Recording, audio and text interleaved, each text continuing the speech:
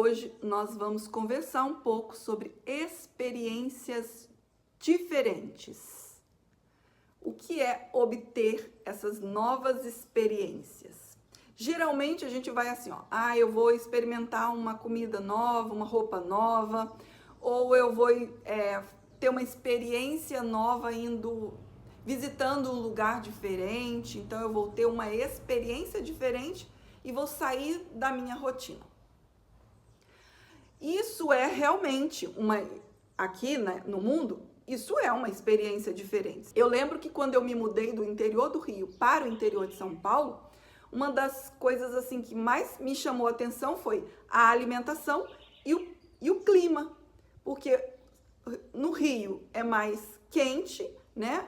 A temperatura ela é mais elevada, e aí em São Paulo, por conta da própria geografia, São Paulo é um lugar mais frio. Então foram coisas assim que eu percebi quando eu me mudei para esse novo ambiente, para esse novo lugar. Então, aquela experiência que você tinha antes, agora ela é mudada porque você mudou de lugar. Mas a experiência que eu quero trazer aqui hoje tem a ver com a lição de hoje, que é a lição 289, que diz assim, ó: o passado acabou, ele não pode me tocar. Esse passado acabou é a identificação da separação. Como a aceitação é Deus, como a aceitação é a verdade, então a separação não existe, ela não é real. Então nada pode me tocar, ela não pode me tocar, ou seja, a separação não alcança a realidade porque a separação não existe. Então percebe que é uma nova experiência que na realidade é a lembrança do que eu já sou. Fica parecendo que é uma nova experiência porque eu me esqueci, no caso a consciência, ela acredita que o existir é isso que ela experimenta na percepção. Mas quando a aceitação é que não há percepção, não há separação, e essa ideia de olhar além, então a experiência ela é mudada e os resultados são percebidos, inclusive aqui mesmo. E quais são esses resultados? É só essa certeza que realmente nada foi ameaçado, nada mudou, não existe nada para ameaçar. O senso de percepção, que é a ideia de terem dois, acaba. Então, se a meta, né, do Espírito Santo, que é a percepção corrigida, é o fim dos sonhos, o perdão é esse meio, é essa visão de Cristo que olha além das imagens, então essa disponibilidade. E aí, eu quero trazer aqui um exemplo, que inclusive também é trazido aqui em um curso Milagres, que fala sobre a simbologia que Jesus ele usa do pardal e da águia. E eu vou trazer aqui assim, ó, qual é o comportamento, qual é a mentalidade de um pardal e qual é a mentalidade de uma águia. Então, entre um e outro, entre essas duas espécies, está o tamanho, o estilo de voo e o comportamento. O pardal é uma ave pequena, de 14 a 18 centímetros, voa em pequenos grupos, vive mais baixo e é mais comum em ambientes urbanos. Ou seja, né, é um animal bem comum, que a gente percebe, que a gente vê aí no telhado das casas. Enquanto a águia é uma ave grande, ela mede em média 1 metro de comprimento e de envergadura, né, que é de uma ponta de uma asa à outra, chega até 2 metros e 2,3 metros de comprimento. Então, é uma ave de rapina que voa em altitudes elevadas, tem uma visão de longo alcance e é um predador solitário ou vive em pares. Então, percebe que são duas espécies bem distintas, mesmo sendo aves, mas elas têm tanto o habitat, comportamento e mentalidade totalmente diferente. Qual que é o habitat, qual que é o comportamento, por exemplo, do pardal? O seu voo, geralmente, é um voo baixo e em bandos.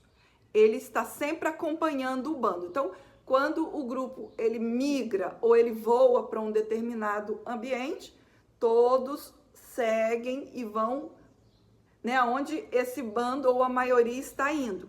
Ele não fica isolado, né? Ele não se sente seguro, né? A sua preservação e da sua espécie está, inclusive, por ele se manter dentro, né, desse comportamento com o bando.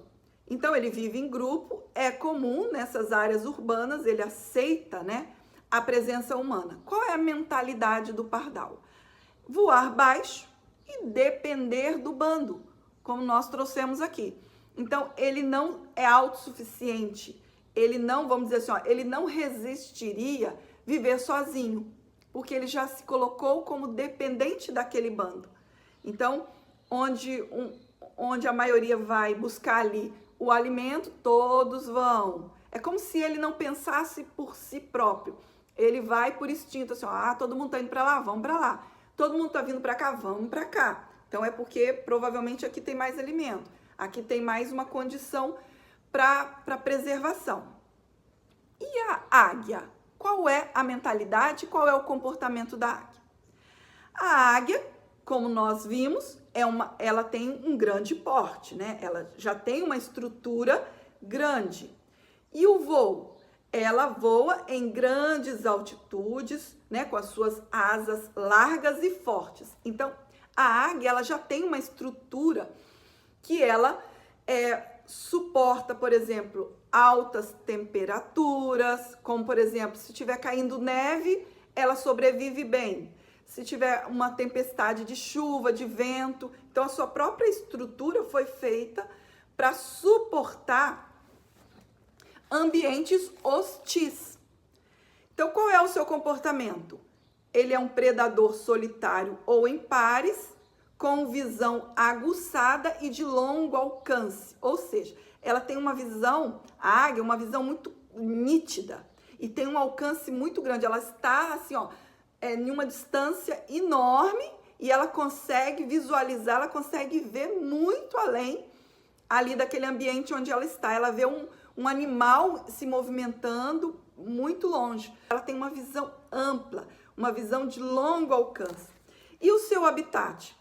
Ela habita em áreas mais selvagens, né?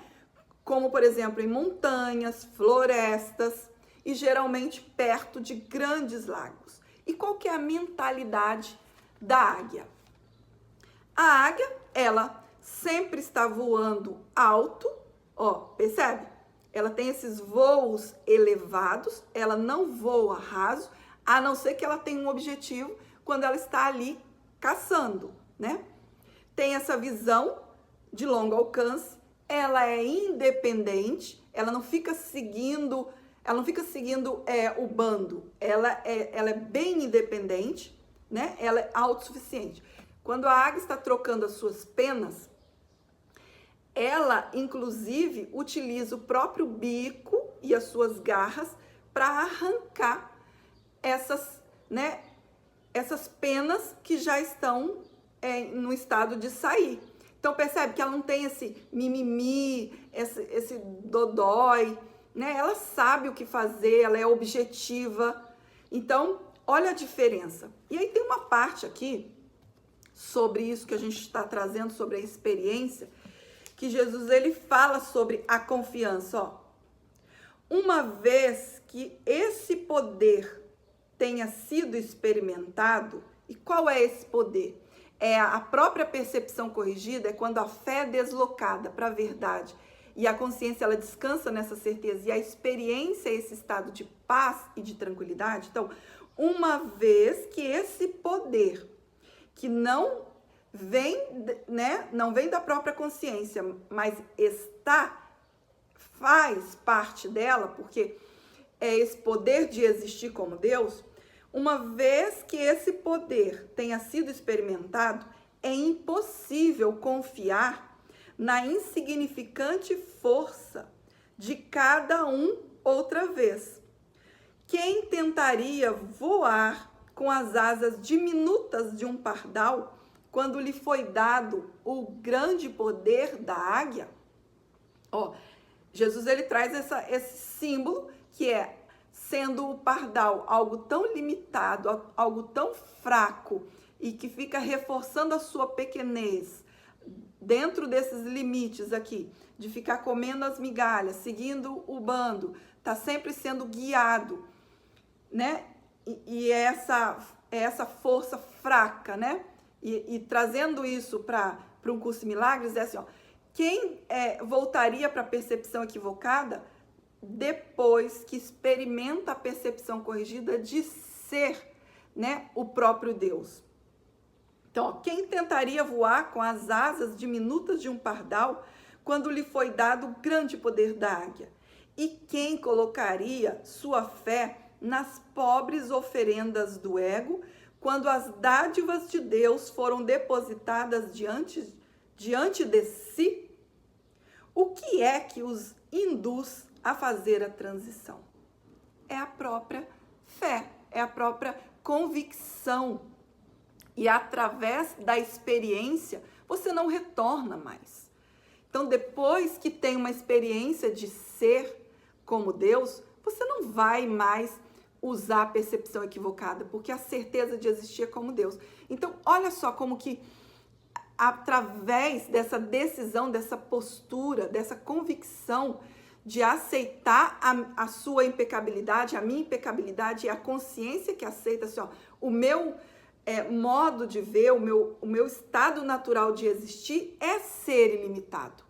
Por isso que essa representação aqui da águia é esse estado elevado de existir, não ser uma coisa, né? Não ser um limite, não ser esse negócio aqui, ó, parece uma minhoca se enfiando dentro da terra, né? Que é outro símbolo, mas é algo ilimitado como Deus. Então eu não preciso me esconder, eu não preciso fugir de nada, porque não tem nada para fugir. É a aceitação mesmo do nada real pode ser ameaçado, e como bem diz a lição de hoje, né? O passado, ele simplesmente acabou. Ele não existe. Ele não está aqui. A separação não está aqui.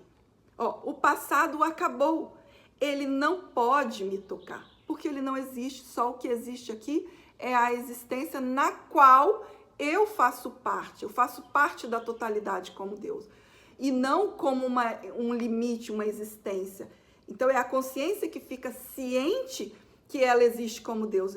Então, percebe que aí a experiência ela é outra. Então, esse é o convite para a lição e para a experiência de hoje, para que a gente possa ir para a experiência de hoje sendo como Deus e não sendo o limite. Então, essa experiência ela é percebida, inclusive, aqui no mundo, que é esse estado de tranquilidade, de leveza, de convicção, de saber o que você precisa fazer. Assim como a águia ela é objetiva, ela não tem medo diante das questões aqui da vida, ela sabe o que precisa ser feito para a sua própria sobrevivência. Então ela sabe que ela vai lá, ela vai caçar, ela sabe onde encontrar o alimento, ela sabe, ela tem todos os meios para que ela possa ver onde está e o que precisa ser feito. Então, a visão de Cristo não é para você resolver uma vida individual. A visão de Cristo é para saber que a existência é Deus e não existe nada fora de Deus. E aí, através dessa convicção aqui, o que é o mundo? O que são as ilusões? Não são nada. Então, você vai resolver e fazer aquilo que precisa ser feito com essa leveza, com essa tranquilidade, saber que nada pode me tocar, porque não tem separação, só tem a unidade e a unicidade com Deus.